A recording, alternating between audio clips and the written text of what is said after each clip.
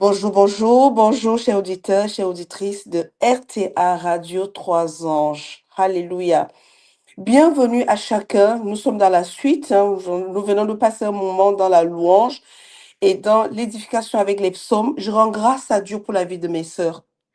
Et je rends grâce à Dieu aujourd'hui pour cette demi-journée de jeûne. Chaque demi-journée de jeûne est une demi-journée spéciale. Et je voudrais vraiment dire au Seigneur merci. Merci parce que jusqu'à présent, sa grâce nous a conduits, sa grâce nous a soutenus et bénis. Et dans sa grâce, en nous permettant d'entrer dans ses principes, les principes du royaume céleste, c'est méditer la parole, jeûner, prier, supplier, rendre des actions de grâce, faire des actions de grâce. Et bien sûr, fait part de nos besoins. Et nos besoins en tant que chrétiens croyants, c'est de vivre une vie différente de celle qui est sur terre. Et une vie de jeûne, je le dis encore et je le dirai encore, certainement, ce n'est pas la chose que tout le monde a envie d'entendre.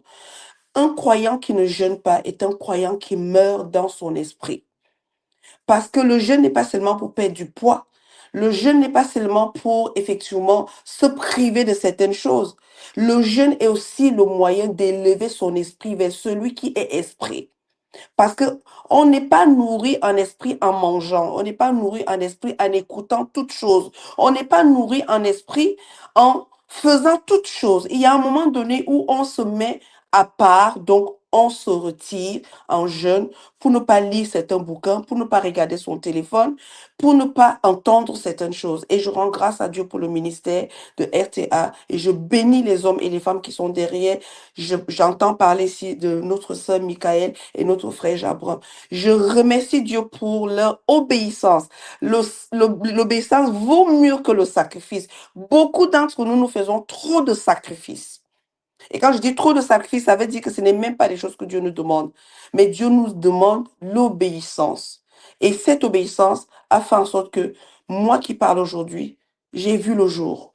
Donc je peux effectivement prêter ma voix au Seigneur pour qu'il puisse agir grâce à l'obéissance d'un homme et d'une femme qui ont dit, Seigneur, nous voici, envoie-nous. RTA, bonjour. C'est Flora et Sama. Pour passer un moment avec le Saint-Esprit. Et le moment de ce matin, je vais l'intituler Reconnaître l'œuvre du Saint-Esprit pour vivre. Ou alors, reconnaître l'œuvre du Saint-Esprit donne la vie. Reconnaître l'œuvre du Saint-Esprit donne la vie. Et notre lecture de base dans les Saintes Écritures se trouvera dans Matthieu 12, du verset 22 jusqu'au verset 37. Et nous aurons un autre verset qui va juste se rajouter, ce sera dans le livre d'Éphésiens. Mais entre-temps, je voudrais t'inviter avec moi, je n'ai pas donné ça à la technique, de lire le psaume 25 et nous lirons au verset 4. Éternel, fais-moi connaître tes voies, enseigne-moi tes sentiers. Tu me diras, où est le Saint-Esprit ici? À chaque fois qu'on parle des voies de Dieu, le Saint-Esprit est impliqué. À chaque fois qu'on parle de la voix de Dieu, le Saint-Esprit est automatiquement impliqué.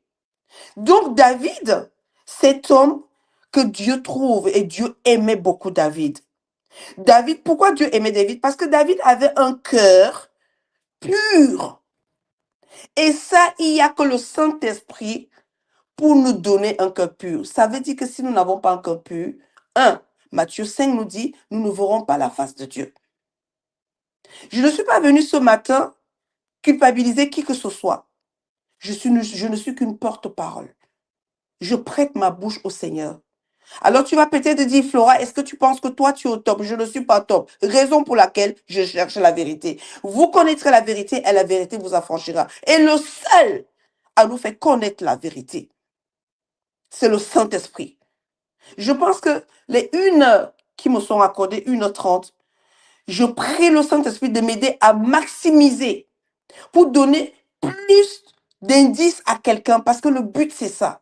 Même si sur 1000 auditeurs, auditrices de RTA, un seul aujourd'hui va changer sa façon de faire. Parce que ce que j'ai apporté ce matin, je vais dire que c'est vraiment capital.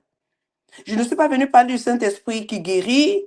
Je ne suis pas venue parler du Saint-Esprit, mais je suis venue avec un message qui est un peu dur pour nous qui sommes habitués à dormir. Nous qui avons pris l'habitude de dire Dieu fera. Ici, on est face à une situation où Dieu est assis, Jésus est assis, mais les deux disent, nous, on n'a pas de problème avec ça. Mais il y a un qui a un problème avec ça. Il s'appelle le Saint-Esprit. David est un homme consacré. La vie avec le Saint-Esprit, c'est une consécration parce que il est le seul qui détient la clé de notre terminus. Il est le seul. Jésus a sauvé, il est parti. Son esprit est avec nous pour nous pousser à faire les mêmes choses que lui. Mais qui nous permettra de faire les mêmes choses que Jésus? Je t'annonce déjà que c'est le Saint-Esprit. David est un homme consacré. Dieu l'aime parce qu'il a un cœur pur. Et il voulait vraiment connaître la volonté de Dieu. Si nous voulons connaître vraiment la volonté de Dieu, mes amis, il nous faut retourner à la communication avec le Saint-Esprit. Notre vie en dépend. Je veux dire, si je suis croyant et que je veux absolument que le règne de Dieu soit manifesté sur la terre et que la volonté de Dieu se fasse dans ma vie et dans la vie des autres, la clé est entre les mains du Saint-Esprit. Il est le commencement, il est la fin. Il était là pour que Dieu crée ce monde. Et il sera le seul pour nous conduire à l'image que nous avons perdue après le péché. Dieu aimait David parce que David recevait les conseils de Dieu et il les mettait en pratique. Oui, Dieu aime les pécheurs. Parce que j'entends quelqu'un me dire, mais David, bien sûr. Et c'est parce que David était celui qu'il était, comme toi et moi, mais David a pris son péché et il est revenu devant Dieu en lui disant, j'ai péché contre toi. Ne me retire pas ton Esprit Saint. Et c'est pour ça que Dieu va aimer. Dieu voyait déjà le cœur de David quand il l'a appelé. Et ce cœur est resté. Il faut pas me dire que mon cœur a changé entre-temps parce que les difficultés sont arrivées. Ton cœur ne doit pas changer entre-temps. Jésus t'a sauvé. Il t'a donné le Saint-Esprit. Et le Saint-Esprit est venu faire de toi son habitation en toi. Et il veut être avec toi pour te conduire vers l'œuvre, les bonnes œuvres que Dieu a préparées d'avance pour que tu puisses les pratiquer. Je mets ce cadre pour te faire comprendre que ce que je vais t'annoncer ce matin, je ne suis pas venue te dire, ne t'inquiète pas, ça se fera. Parce que tu le sais déjà. Tu te poses des questions, ça veut dire que tu l'as déjà, le Saint-Esprit. Il est en toi. Mais simplement que tu le laisses mourir. Raison pour laquelle je suis là ce matin. Juste pour te faire comprendre que je n'irai pas dans ton sens, mais aussi, je ne vais pas me tenir loin de toi. Je suis sur le tapis rouge en intercession. Mais dans cette intercession, je voudrais que tu retiennes une clé et que tu gardes ces clés pour toi. C'est la meilleure clé que je vais te donner aujourd'hui. Peut-être dans tous les échanges que j'ai fait sur RTA, c'est la meilleure ce matin. Et je le crois au nom du Seigneur Jésus-Christ parce qu'il est dit, crois et tu verras. Et vu que je le crois, je le verrai dans la vie d'une personne. 1000, gloire à Dieu. 2000, gloire à Dieu. Une seule personne, je dis encore gloire à Dieu. Amen. Alors, le psaume 25 était mon introduction. Il n'était pas prévu, mais cela m'a été inspiré. Je t'invite à la prière. Éternel notre Dieu, notre Père qui est dans les cieux, Seigneur, je voudrais déclarer comme ce chant que nous venons d'écouter, tu es Dieu en ce lieu, tu es le seul Dieu en ce lieu. Jésus-Christ, tu es Dieu en ce lieu. Saint-Esprit, tu es Dieu en ce lieu. Nous le proclamons, nous le déclarons, nous le confessons. Aucun autre Dieu a le contrôle en ce lieu que toi, Créateur du ciel et de la terre. Toi, Jésus, qui a sauvé nos vies et qui était là dès le commencement et que toutes choses ont été faites par toi. Oui, toi, Saint-Esprit, qui a été là depuis le début, celui-là qui nous conduit, qui nous console et qui nous aide à devenir des meilleures versions de nous-mêmes pour Dieu, le Créateur. Au nom de Jésus. Amen. Amen. Amen. Bienvenue, bien-aimés, dans ce temps de partage, un moment particulier réservé au Saint-Esprit. Je voudrais profiter pour dire, Seigneur, merci. Merci de m'avoir sorti. J'ai déjà connu plusieurs vallées de l'homme de la mort. Mais je suis en train de traverser encore une vallée de l'homme de la mort. Mais cette fois-ci, ça a été pire que les autres vallées que j'ai déjà traversées. C'est une vallée dont nous traversons. Il s'agit de quelqu'un en face de nous et nous souffrons parce que c'est la personne qui nous est chère. Mais la vallée que je suis en train de traverser, c'est mon être tout entier qui est plongé dans la vallée de l'homme de la mort. Mais je ne crains qu'un mal, car sa houlette et son bâton me rassurent. Je suis debout et je peux dire Jésus m'a ressuscité. Et ce matin, je voudrais dire à quelqu'un que ce que je suis venu te dire, je ne te le dis pas parce que je suis excitée ou alors parce que j'ai un problème. Non, c'est parce que j'ai une conviction que nous pouvons traverser tout ce que nous traversons sur cette terre. Les gens vont prier pour nous, mais nous sommes maîtres de ce qui va se passer par la suite. Les intercessions peuvent nous retenir pour nous soutenir, mais ça ne prendra pas la décision que nous avons à prendre. Quand on est dans l'ombre de la vallée de la mort, on a besoin de prendre une décision face à Dieu, face à Jésus, face au Saint-Esprit, mais aussi face à notre ennemi, notre adversaire. Parce que les quatre sont là, ils nous regardent. Alors ce matin, quelqu'un traverse l'ombre de la vallée de la mort, les maladies dans ton corps, et tu vas de dégradation à dégradation. Proclame, confesse, déclare et décide. Consacre-toi. Encore. C'est une nouvelle saison pour te consacrer. Dis, Seigneur, je te donne mon corps, je te donne ma vie. Et je ne voudrais pas que l'ennemi prenne ne serait-ce qu'une petite part de ma vie. Alors ce matin, Matthieu 12, verset 22 à 37 va nous conduire. Premièrement, la première partie que je vais partager avec toi, reconnaître que l'œuvre du Saint-Esprit, c'est la grande thématique. Mais petit 1, comprendre le blasphème contre le Saint-Esprit. Et là, quelqu'un me dit, oui, mais c'est biblique. C'est le verset que nous allons lire. Comprendre le blasphème. Ce n'est pas les impies, ce n'est pas les non-croyants, ce n'est pas les païens qui blasphèment contre le Saint-Esprit. C'est toi et moi. Il faudrait que nous soyons clairs dans notre marche avec le Seigneur. De croire que les Saintes Écritures sont là pour que nous allons dire aux païens, oui, vous le monde, vous faites ci, vous faites ça. Non, je ne suis pas venu parler du monde. Dieu a tant aimé le monde. Je suis venu parler à nous qui avons pris la résolution de devenir enfants de Dieu, Jean 1. Maintenant, le pouvoir nous a été donné. Le pouvoir nous a été donné. Nous avons reçu le pouvoir de devenir. Ça veut dire que notre devenir dépend de comment nous nous positionnons par le pouvoir qui nous a été donné. Et ce pouvoir qui nous a été donné, le Saint-Esprit est maître de ce pouvoir. Le pouvoir qui nous transforme. Le pouvoir qui nous fait accepter ce que Dieu veut. Ce que Dieu veut. Ce que Dieu veut. Parce que tout ce que Dieu veut, il l'a établi. Mais pour que nous entrons dans ce qu'il a établi, il nous faut une consécration dans le Saint-Esprit.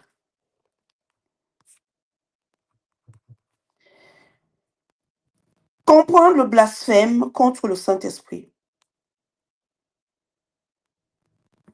Avant de faire la lecture, blasphémer contre le Saint-Esprit est bien sûr, une préoccupation de tout enfant de Dieu, de tous les croyants, je dirais, de nombreux de chrétiens. C'est notre préoccupation. Certains se posent la question de savoir, est-ce que j'ai péché contre le Saint-Esprit? Est-ce que le Saint-Esprit est avec moi? Est-ce que je dois prier le Saint-Esprit? Mais qui est même ce Saint-Esprit? On a vu depuis l'année dernière, on a essayé d'étudier. Il est Dieu, il a été là. On a vu les attributs. On ne peut pas prêcher sur tout le ministère du Saint-Esprit en un seul jour. C'est impossible, même pas en une année. Parce que c'est progressivement qu'on le découvre. Parce qu'il est là, il sera là. Il sera là avec nous jusqu'à ce que le Seigneur revienne. Alors, beaucoup de questions se posent. Est-ce que le Saint-Esprit est avec moi? Est-ce que j'ai péché contre le Saint-Esprit? Alors, je voudrais dire ce matin qu'il est essentiel de revenir. Nous allons entrer dans le contexte dans lequel Jésus a prononcé ces paroles que nous allons lire tout à l'heure pour bien comprendre ce que signifie vraiment ce texte. Nous allons donc le lire tous ensemble. Nous allons lire dans Matthieu 12, du verset 22, pardon, d'abord. Du verset 22, c'est tellement fin, je vais prendre ma Bible. Du verset 22 au verset 37. J'irai certainement au fur et à mesure, mais bien aimé, je t'appelle à prendre ta Bible et de lire avec moi. Ne m'écoute pas, lis pendant que je lis, parce que c'est comme ça que tu auras ta révélation. Et c'est comme ça que tu auras ton réma, tu auras la parole de connaissance dont tu as besoin pour mieux gérer ta relation avec le Saint-Esprit. Parce que ce que je vais te dire aujourd'hui, il ne faudrait pas que tu dises c'est Flora qui a dit. Non, je vais reprendre les mots de mon maître, Jésus-Christ de Nazareth. Matthieu 12, à partir du verset 22, il est écrit ceci. Alors on lui amena un démoniaque aveugle et muet, et il le guérit. C'est Jésus. Et il le guérit, de sorte que le muet parlait et voyait.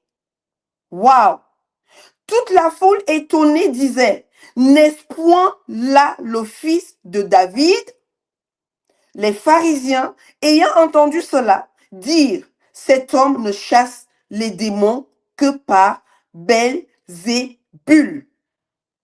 Bien-aimé, écoute bien. Bien-aimé, sois attentif, sois attentive. Prince des démons. Comme Jésus connaissait leurs pensées, il leur dit, tout royaume divisé contre lui-même est dévasté, et toute ville ou maison, bien-aimé, toute ville ou maison divisée contre elle-même ne peut subsister. Si Satan chasse Satan, il est divisé contre lui-même. Oh mon Dieu, quelle profondeur! J'espère que tu la reçois juste en lisant le texte. Pour moi, c'est le summum. Satan ne peut pas chasser Satan. Il y a un gros problème ici. J'ai envie de m'arrêter, mais je ne dois pas m'arrêter, il faut que je fasse la lecture. Il est divisé contre lui-même. Comment donc son royaume subsistera-t-il? Et si moi je chasse les démons par Belzébul, vos fils, par qui les chassent-ils? C'est pourquoi ils seront eux-mêmes vos juges. C'est très fort. Ici, on va quitter la religion. Ici, on quitte la religion. Ici, je proclame, je déclare qu'il n'y a pas de religion ici sur RTA. Jésus est en train de révéler que vous êtes trop religieux. Parce que la religion ne comprend pas le monde spirituel. On parle de la spiritualité. Satan ne peut pas chasser Satan. Donc, je suis en train de dire, regardons-nous, quel esprit nous anime. Parce que pour rejeter le Saint-Esprit, c'est qu'il y a quelqu'un d'autre qui nous anime. Oh mon Dieu, RTA, tu es là pour ne pas écouter le Saint-Esprit, pour ne pas faire attention à la voix du Saint-Esprit. Il n'y a pas question de dire, oui, je suis attaqué. Qui as-tu donné la place du Saint-Esprit dans ta vie? Qui conduit tes voix, qui parle à tes oreilles, qui confesse par ta bouche, qui décourage les gens par ta bouche, qui décourage ta destinée, qui te fait croire que il est plus fort que celui qui t'a été donné le jour où tu as accepté Jésus. C'est Flora qui pose la question. Verset 27. Et si moi je chasse les démons par Belzébul, vos fils par qui les chassent-ils? C'est pourquoi ils seront eux-mêmes vos juges. Mais si c'est par l'Esprit de Dieu que je chasse les démons, le royaume de Dieu est donc venu vers vous. Et voilà tout le problème. Voilà tout le problème que la religion rencontre aujourd'hui. Les religieux, parce que ils ne comprennent pas que Jésus est venu accomplir quelque chose. C'est libérer l'homme déjà dans son propre corps, qui n'était plus en possession du Saint-Esprit. Donc libérer l'homme pour le rendre libre, parce qu'un corps asservi par la maladie, par les démons, par les sorciers, ne peut pas être pleinement au service de Dieu. Il ne faudrait pas qu'on se trompe. C'est impossible. Je viens de passer tout le mois de janvier et j'ai encore entamé le mois de février. Je ne suis pas en train de proclamer, mais de vous dire comment c'est compliqué quand nous sommes dans un état où l'ennemi veut absolument finir avec notre corps. Je parle de mon corps. Il ne peut pas finir avec mon esprit ni avec mon âme. Mais mon corps qui porte mon âme et mon esprit, il a décidé d'en finir. Mais vu que mon esprit reste connecté à l'esprit de Dieu, intercession par intercession, j'ai dit Seigneur, moi, et ça m'affleura, je ne veux pas mourir. J'ai des choses à faire pour toi. Et tu as des choses à faire encore avec moi. Je t'attends et je m'attends à toi. Ce qui dit qu'à l'ennemi, tu ne peux pas. Donc, si l'ennemi faisait partie de ma vie et qu'il amène sa maladie, bien sûr qu'il y a un problème. Il a un problème. Il ne pourra pas chasser la maladie. Donc, je ne pourrais pas dire, maladie, va-t'en. Mais il faudrait qu'il y ait quelqu'un d'autre qui, lui, prend soin de ce corps et que je lui dise, ce corps t'appartient. Et ce n'est que lui. Et Jésus dit donc, je vais reprendre ce que Jésus dit. Il dit, mais si c'est par l'Esprit de Dieu que je chasse les démons, le royaume de Dieu est donc venu vers vous. Quand nous disons que le règne de Dieu vienne, le règne de Dieu est prêt. Jésus nous a déjà donné accès au royaume, au règne de Dieu. Mais il y a quelque chose qui empêche le règne de Dieu de se manifester sur la terre. Parce que sans le règne de Dieu, la volonté de Dieu ne peut pas être faite. Matthieu 6. Que ton règne vienne et que ta volonté soit faite. Le règne de Dieu doit d'abord venir. Et pour que le règne de Dieu vienne, nous devons nous rassurer que nous avons aspiré, désiré que ce soit lui seul qui soit en nous et qui soit maître de nos situations. Et à ce moment-là, son règne descend et sa volonté se fait. On n'a pas besoin de prier pour que la volonté de Dieu se fasse. Son volonté se fera parce que le règne est là. Mais le gros souci que nous avons, vous et moi, toi et moi, bien-aimés, chers auditeurs, chers auditrices, ce matin, c'est Matthieu 12. Verset 29. Il dit donc, ou comment quelqu'un peut-il entrer dans la maison d'un homme fort et piller ses biens sans avoir auparavant lié cet homme fort? Alors seulement il pillera sa maison. Verset 30. Celui qui n'est pas avec moi est contre moi. Oh, arrêtons. Arrêtons. Arrêtons nos réflexions. Oh oui, si Dieu, si c'est ta volonté, si c'est ceci. Nous avons pris la volonté de Dieu. On l'a oublié parce qu'on ne médite pas la parole. Donc on ne comprend pas du tout ce que Dieu veut. À l'instant où j'ai un problème, à l'instant où je suis dans la vallée de l'ombre de la mort, je vais faire du style de prière. Seigneur, guéris-moi. Ce n'est pas de la guérison qu'il s'agit. Il s'agit de Seigneur, libère-moi. Dans la vallée de l'homme de la mort, ce n'est pas la guérison. C'est la libération. Parce qu'on est dans la vallée de l'homme de la mort parce qu'il y a quelqu'un qui dit, toi, Flora, tu vas rester là. Donc, on est dans une vallée où quelqu'un décide. Alors, nous devons faire appel à celui qui peut nous sortir de là et nous amener dans ses voies. Parce que quand on sort de là, David dit quoi? Je veux demeurer dans ta présence, je veux demeurer dans ta maison. Pourquoi? Parce que tu es celui qui vient me sortir de là. Et pourquoi? Parce qu'il a invoqué celui qui peut le sortir de là. Il refuse celui qui l'a amené dans la vallée de la mort. C'est vrai, la vallée de la mort, nous devons arriver à cet endroit-là avec tierce raison.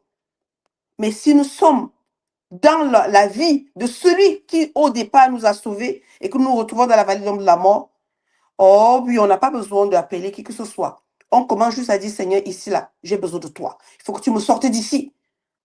Il ne s'agit pas de la guérison. Il s'agit d'être libéré. On parle de piller. Jésus nous dit dans Jean 10 que l'ennemi est venu, Satan est venu pour voler, détruire et piller. Donc, nous ne devons pas lui laisser accès à nos vies. Nous ne devons pas lui laisser la porte de nos vies. Nous ne devons pas lui laisser l'accès de nos enfants, l'accès de nos richesses. Oui, nos richesses, nos avoirs. Nous ne devons pas lui laisser accès. Nous ne devons pas lui laisser accès à la richesse que Jésus a récupérée pour nous. Je commence par les conseils pour après te dire ce qu'il y a à faire. Celui qui n'est pas avec moi est contre moi. Et celui qui n'assemble pas avec moi disperse.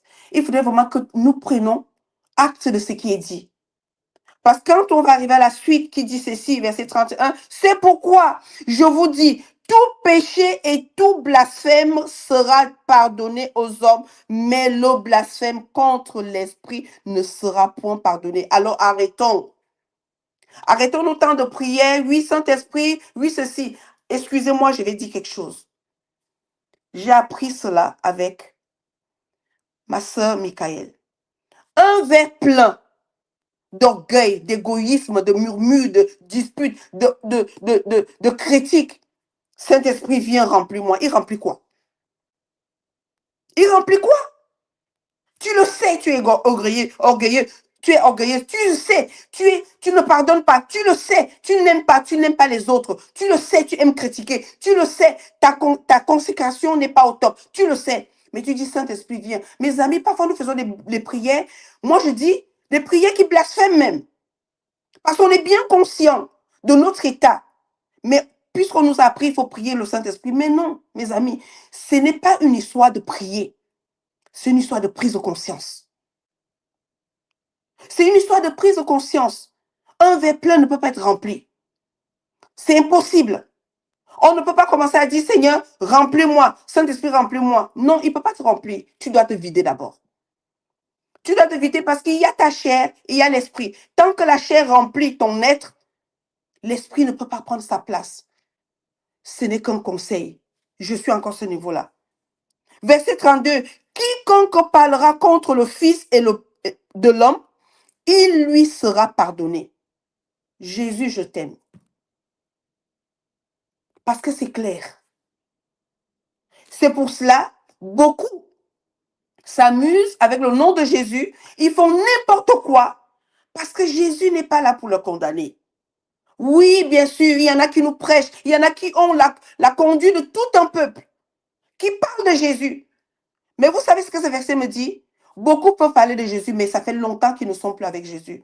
Parce qu'il y a une profondeur. Être avec Jésus, c'est du vice-versa. Si tu demeures à moi, que je demeure en toi et que mes paroles demeurent en toi, demande. Alors, on connaît que ça ne marche pas parce que les demandes n'aboutissent pas. Le peuple n'avance pas. La maison n'est pas propre. Le foyer va mal. Ce n'est pas parce que Satan soit plus fort. Il y a un problème. Et il nous sera révélé ce matin. Je parle au nom de la famille. Je parle au nom de la société. Je parle au nom des peuples. Je parle au nom des nations. Je ne suis pas venu viser juste un groupe de personnes. L'évangile doit être prêché jusqu'aux extrémités de la terre. Et il faudrait que les choses soient dites telles qu'elles doivent être dites. Pour que il y en a qui ont soif de la vérité. Il y en a qui ont soif de la transformation. Il y en a qui pensent que la consécration est la chose que Dieu apprécie pour pouvoir agir avec nous. Le monde va mal, bien sûr que ce n'est pas une nouvelle. C'est quelque chose qui est ancien. Parce qu'avant même que nous soyons, Dieu l'a déjà proclamé. Mais nous sommes nés, le monde allait déjà mal. Jésus est venu effectivement parce que le monde allait mal. Il est parti, le monde va toujours mal. Mais qu'est-ce qu'on doit faire?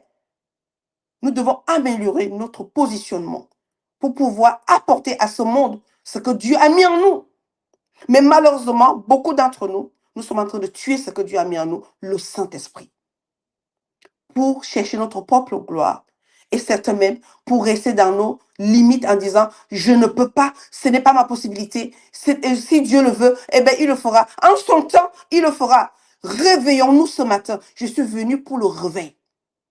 Réveillons-nous pour ceux qui sont debout. Réveillons-nous. Ceux qui sont couchés, levez-vous. Ceux qui sont endormis, allez réveil. Je vous verse un verre d'eau froide sur le corps ce matin.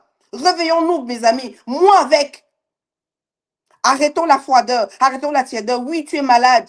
Mais laisse-moi dire que ta maladie, si tu cries au Seigneur en lui disant que Seigneur, relève-moi, il va te relever. Même les intercessions ne pourront pas donner le pouvoir que tu as en toi.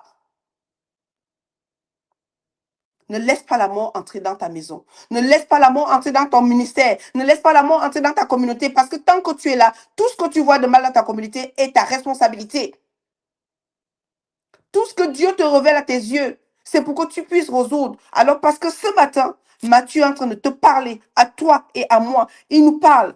Quiconque parlera contre le Fils de l'homme, il lui sera pardonné. Mais quiconque parlera contre, quiconque parlera contre le Saint-Esprit, c'est dit clairement, il ne lui sera pardonné ni dans ce siècle, ni dans le siècle à venir.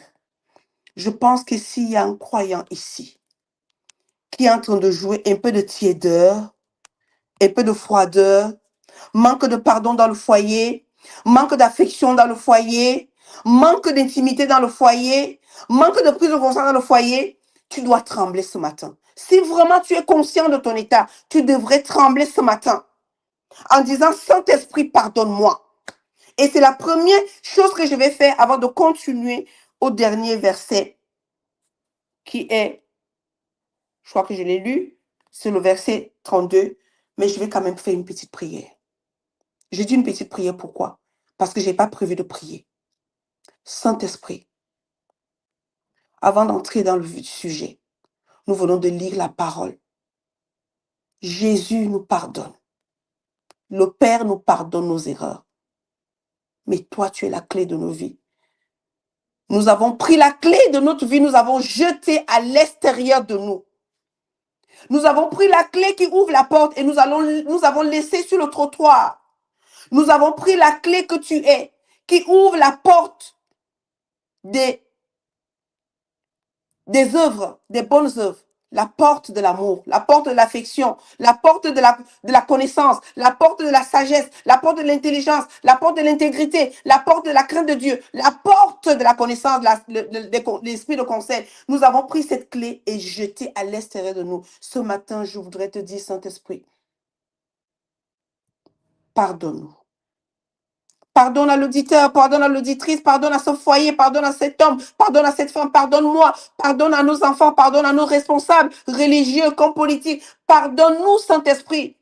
Parce que ce matin, Jésus nous parle.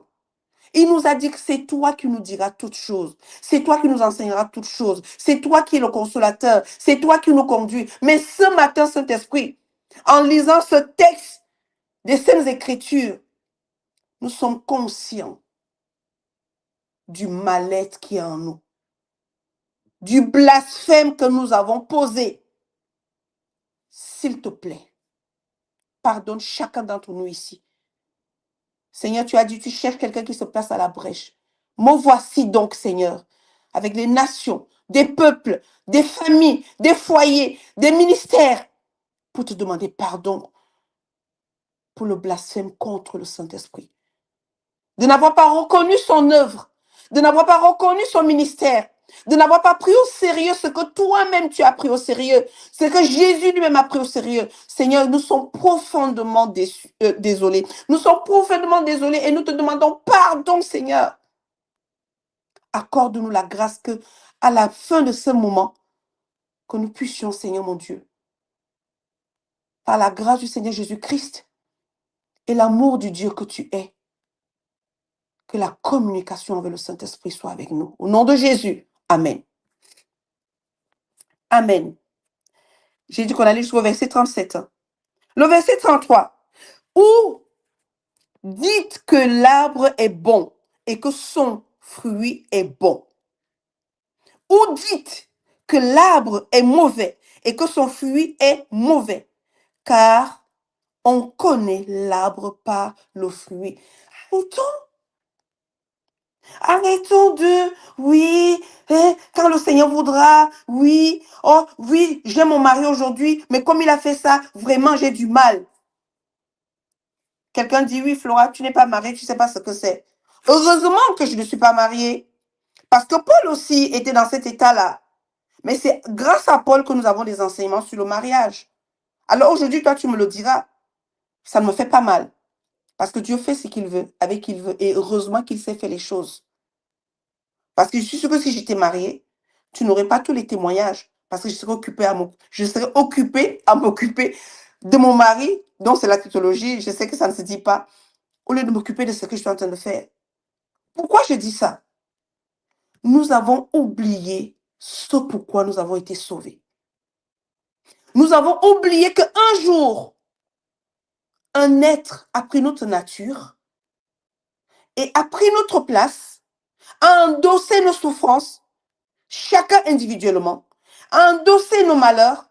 Mais ce que j'apprends ce matin, c'est que cet homme-là qui a endossé nos malheurs, oui, il se retrouve condamné à ne pas nous juger. Il se trouve condamné à nous pardonner. Mais il y a ce n'est pas Flora qui le dit, il est dit que le péché contre lui ne nous sera point pardonné. Et si on se réveille dans 1 Jean 5, cette chose est reprise. Que si nous demandons quelque chose, mais que effectivement il ne se trouve pas le péché qui conduit à la mort, cette chose nous sera donnée. Donc, ça veut dire que, ici ce matin, je voudrais interpeller une seule personne Il y a de fortes chances que cette chose que tu désires tant, tu ne l'obtiens pas parce qu'il y a un problème entre toi et le Saint-Esprit. Est-ce que je viens de dire quelque chose à quelqu'un? Il y a un problème entre toi et le Saint-Esprit parce qu'il est l'esprit de vie. Donc, s'il y a quelque chose qui est en train de mourir, vous savez, Satan, c'est un être assez spécial. Quand il ne peut plus t'attaquer dans les choses du monde, il va t'attaquer dans ton corps. Mais quand il arrive dans ton corps, il faudrait que tu lui rappelles à qui appartient ton corps. Parce qu'il va savoir que ton corps, quand tu lui diras que mon corps est le temple du Saint-Esprit, il a des preuves. Parce qu'il a essayé à t'attaquer par des choses qui effectivement peuvent corrompre ton intégrité. Il n'a pas réussi. Alors qu'est-ce qu'il va faire? Il va envoyer une maladie, il va envoyer une souffrance. Mais dans cette souffrance-là, quand tu lui rappelleras que ton corps est le temple du Saint-Esprit, ses yeux seront fixés sur les œuvres que tu as rejetées. Il dira, ok, je me retire. Il ne va pas se retirer parce que tu as prié. Il ne va pas se retirer parce que tu cites un verset biblique. Il va se retirer parce que le verset biblique est devenu un avec toi. Jésus dit, si vous demeurez en moi, que mes paroles demeurent en vous, demandez ce que vous voulez et cela vous sera accordé. Alors blasphémer contre le Saint-Esprit nous prive de certaines guérisons, nous prive de certaines possessions, nous prive de notre héritage. Est-ce que je suis juste venue te dire, oui, on va parler du Saint-Esprit? Mes amis, c'est quelque chose qui me tient à cœur. Je me suis lancée depuis quelques années en disant, moi, le Saint-Esprit, je veux le connaître. Et je me rends compte que jour après jour, me dit, Flora, tu veux me connaître? Tu vas devoir passer du temps avec moi. Pour me connaître, il faut que tu passes du temps avec moi. Parce que je ne parlerai pas de moi-même si tu ne viens pas me chercher. Le Saint-Esprit ne parle pas de lui si on ne va pas le chercher. Et le chercher, c'est d'avoir l'intimité avec lui. De lui faire part de nos situations, de lui faire part de nos faiblesses. Mes amis, c'est le seul qui peut, quand tu es tombé hier, et que tu te relèves en disant, Saint-Esprit, je suis tombé. Quand je dis tombé, pour ceux qui ont quitté l'alcool et qui retombent dans l'alcool, il suffit que tu dises, Saint-Esprit, Saint-Esprit, je sais que ce corps est à toi. Je suis retombé. Je te garantis, bien-aimé, si tu m'écoutes, il va te relever. Parce qu'il est responsable de ton corps. Jésus t'a sauvé, mais il t'a donné le Saint-Esprit. Jésus te dit donc que si tu blasphèmes contre celui-là, c'est fini. Il n'a pas dit qu'effectivement, si tu reviens vers lui et que tu lui dis, Saint-Esprit, je suis tombé dans mes travers d'avant. Oui, je suis retourné dans mon péché d'avant. Il va te relever. Et c'est pour ça qu'il nous a dit que le juste tombe, il se relève. 7 fois. Parce que le Saint-Esprit qui a pris place dans ta vie, il est le seul. Que tu le veuilles ou non, je te le dis, c'est le seul qui te relève. Jésus t'a sauvé depuis longtemps. Le Saint-Esprit est venu prendre la place pour te soutenir, pour te conseiller, pour te relever. L'esprit de vie qui est en Christ, c'est le Saint-Esprit. Jésus dit que lui, il pardonne. Le Père dit qu'il pardonne. Mais le seul où tu n'auras pas de pardon, pourquoi? Je te le dirai tout à l'heure, on va le lire dans Jean 16, verset 13, je pense. On le lira tout à l'heure. Mais laisse-moi finir cette lecture, cette belle parole, cette parole pleine de puissance, cette parole pleine de libération. Le verset 34 nous dit ceci. Race de vipères, comment pourriez-vous dire de bonnes choses, méchants comme vous l'êtes? Car c'est de l'abondance du cœur que la bouche parle. Donc, il n'y a pas, je dis souvent à certaines personnes, j'ai appris une chose avec les Saintes Écritures et je rends grâce à Dieu pour ça. Tu n'as pas besoin d'aller en prière et dire, Seigneur, révèle-moi les choses. Par un moment, tu ne dis pas. C'est ta connexion avec le Saint-Esprit. Quand quelqu'un parle en face de toi, tu sais exactement que la personne est en train de te mentir. Mais tu ne vas pas dire à la personne, tu mens. Non. On garde quand même une certaine posture. Mais c'est à ce moment-là que tu retournes dans la prière pour dire, Seigneur, je te prie pour telle personne. Parce que la révélation t'est donnée. Merci, Lynn, pour le verset de Jean. On va le lire tout à l'heure. Tu peux être en connexion avec quelqu'un qui te dit, qui te parle aussi de Jésus, mais tu sais exactement quel est son niveau avec Jésus. Ce Jésus est juste de la bouche, mais il n'est pas dans le cœur. Parce que vous savez, quand les situations arrivent dans nos vies, nous reconnaissons quel est notre degré de spiritualité. Je ne suis pas en train de porter une critique, mais c'est les Saintes Écritures qui font en sorte qu'à un moment donné, nous pouvons parler. Souvent, nous pouvons avoir des paroles dures pour certains, mais c'est normal. Quelqu'un qui est ancré en Christ, peu importe ce qui lui arrive, je vous le dis encore, je ne suis pas mieux que quiconque. Mais depuis ma naissance, à 6 mois de grossesse de ma mère, je ne suis pas née comme tout le monde. Je ne suis pas née à 9 mois. Un enfant qui pouvait passer 4 jours ne se nourrissait pas. On attendait ma mort tous les jours. Et je réalise que, en fait, cela était un projet de Dieu. Alors aujourd'hui, je peux dire que toute situation qui arrive dans nos vies, quand nous sommes ancrés en Christ, il n'y a pas d'abandon de la vie spirituelle. Il n'y a pas de ma foi pris en coup. Non. On n'est même nous-mêmes pas capables de dire à la personne qui est en face de nous, excuse-moi, aujourd'hui, je suis malade. Je suis un peu clouée dans le lit. Mais ne t'inquiète pas, je suis là. On ne va pas proclamer, oui, mais je suis malade, je suis souffrant, je ne pourrai plus faire ça. On ne peut ne pas servir notre Dieu parce qu'on est malade. Tout dépendra de qui anime notre esprit. Tout dépendra de avec qui on est à cet endroit-là. Jésus nous dit clairement ce matin, mes bien-aimés, que l'abondance du cœur sera révélée dans notre bouche. Ça va, mon frère? Oh oui, ça va. C'est vrai qu'en ce moment, je passe des attaques et qu'on sort. L'attaque, tu peux le traduire en une autre façon. Parce que si tu reconnais déjà que c'est l'attaque, Jésus te dit que le prince de ce monde n'a rien en lui. Alors, il faudrait que toi aussi, en toi, que tu restaures ce que Satan vient attaquer. Il faudrait que Satan attaque celui qui est en toi. Pourquoi? Parce que celui qui est en toi est plus fort que Satan. Satan est dans le monde. Tu me diras, c'est de la prétention. Oui, nous sommes les enfants de Dieu, nous devons être prétentieux. Ça veut dire que je ne dois pas ridiculiser le statut que Dieu me donne de son enfant. Je ne dois pas arriver devant les gens et puis je parle comme si j'étais en train de commander une faveur. Je ne commande pas la faveur dans le monde. Je demande que la faveur me soit accordée parce que mon Père me dit, dans le monde, je t'accompagne et ma faveur t'accompagne. Donc quand j'arrive dans une position où je dois réclamer, revendiquer la faveur de Dieu, je pose les actes qu'il faut. Si on me demande de travailler correctement, je travaille correctement. Et je dis, Père, faveur. Ce n'est pas que je ne travaille pas, je ne fais pas les heures qu'on me demande. Je suis une femme, je n'obéis pas, je ne respecte pas mon mari, je n'entretiens pas mon foyer, je ne prends pas soin de consacrer ma famille. Et je dis, Seigneur, faveur, ça ne marchera pas. Parce que la faveur sera bloquée par quelqu'un. Ce n'est pas Satan.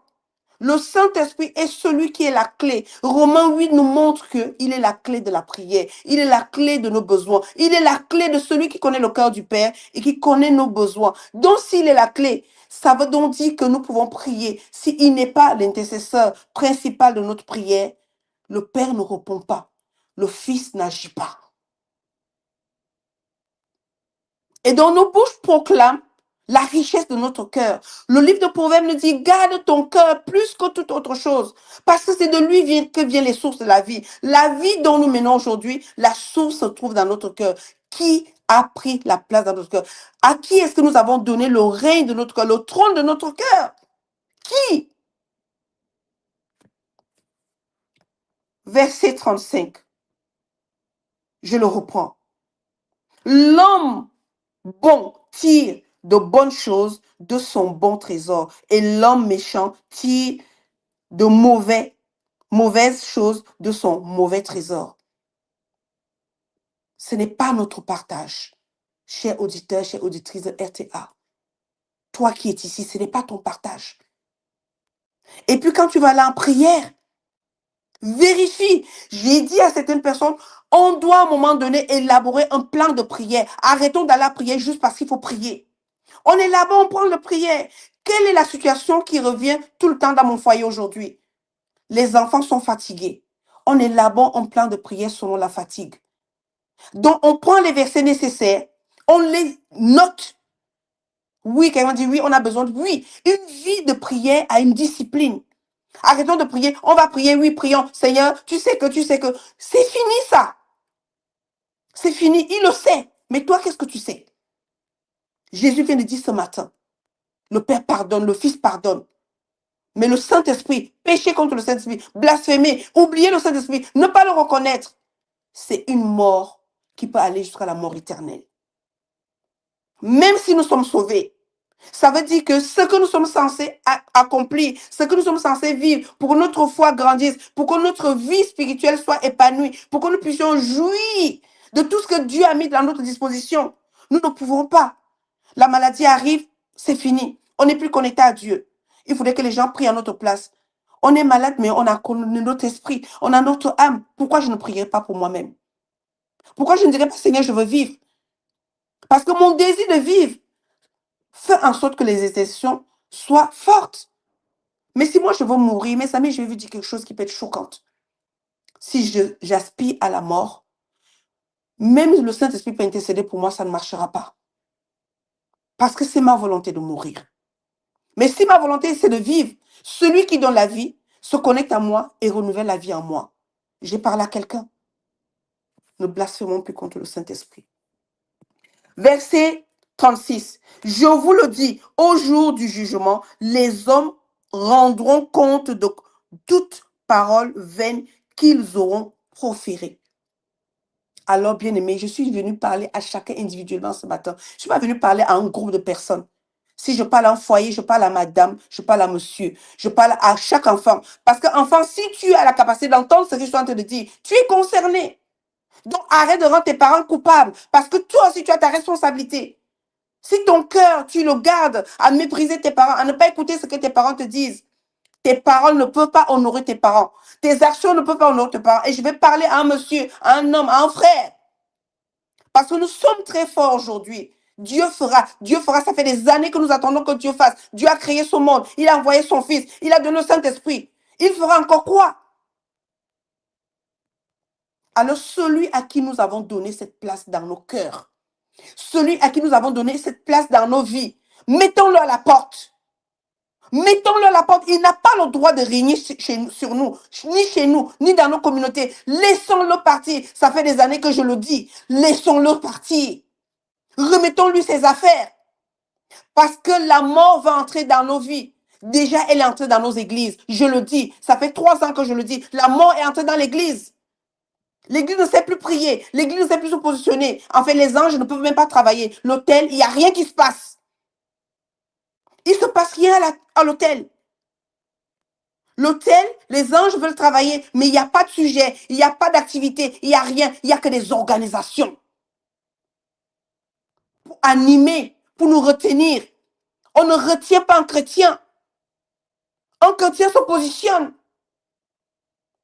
On ne négocie pas avec un chrétien pour qu'il mène sa vie spirituelle. Il est conscient qu'il a besoin de vivre cette vie spirituelle pour pouvoir apporter quelque chose dans ce monde. On ne négocie pas avec un mari pour qu'il aime sa femme. C'est un ordre que Dieu lui donne. Aime ta femme. Alors va chercher les outils nécessaires pour aimer ta femme. On ne négocie pas avec une femme pour qu'elle obéisse à son mari, qu'elle respecte son mari. Dieu t'a donné les outils. Alors prends ça comme un ordre.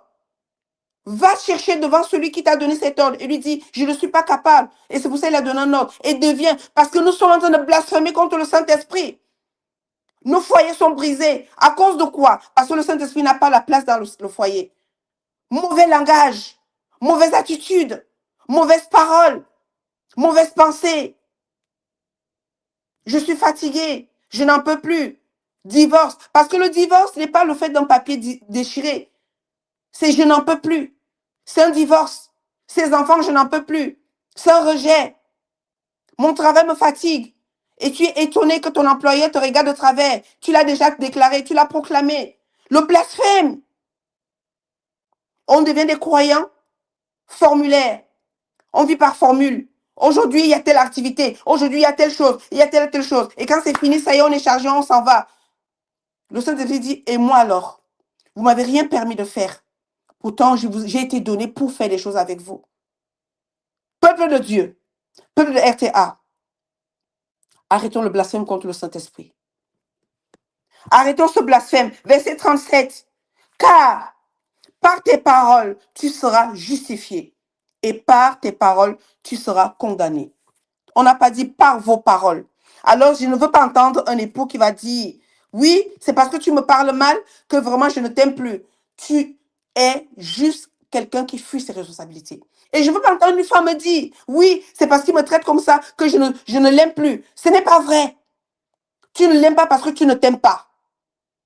Je vais dire à monsieur, tu n'honores plus ta femme parce que tu ne t'honores pas. Éphésiens le dit. L'homme qui s'aime aime sa femme. Je vais dire à un enfant, tu es comme ça parce que tu as oublié le principe. Honore ton père et ta mère afin que tes jours se prolongent.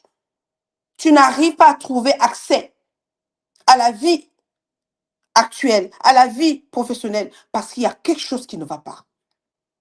Je suis venu te le dire ce matin. Le verset clé que nous avons lu se trouve donc dans Matthieu 12, 31 à 32.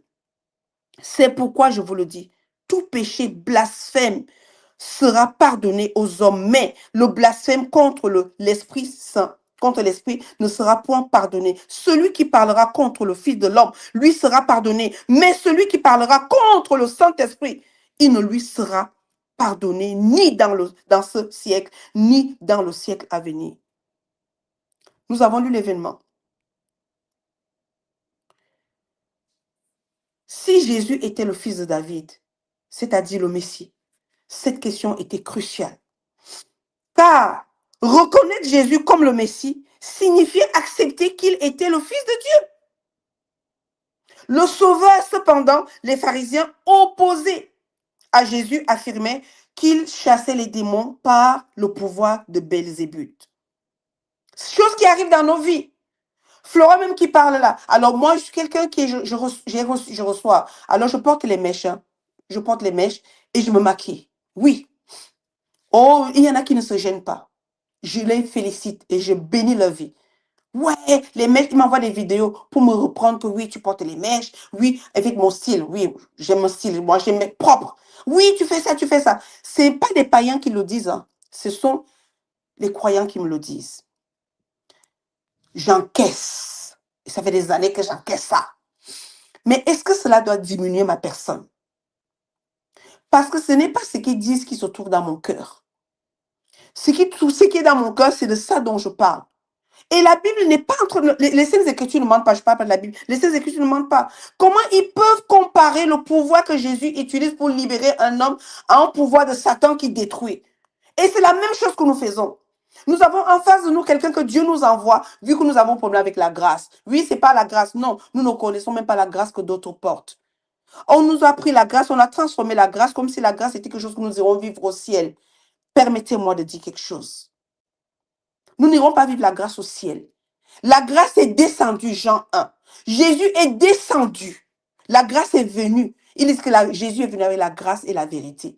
Il est descendu pour dire, je vous donne la capacité de vivre sur terre. Je vous donne la possibilité d'agir sur terre. La grâce, c'est ça, la capacité. Jésus, il ressuscite Lazare, mais il veut montrer que la grâce est avec moi. Je ne vais pas le faire parce que moi, je peux le faire. Mais comme la grâce est avec moi, je vais permettre aux hommes limités comme vous, par la grâce, de le délier.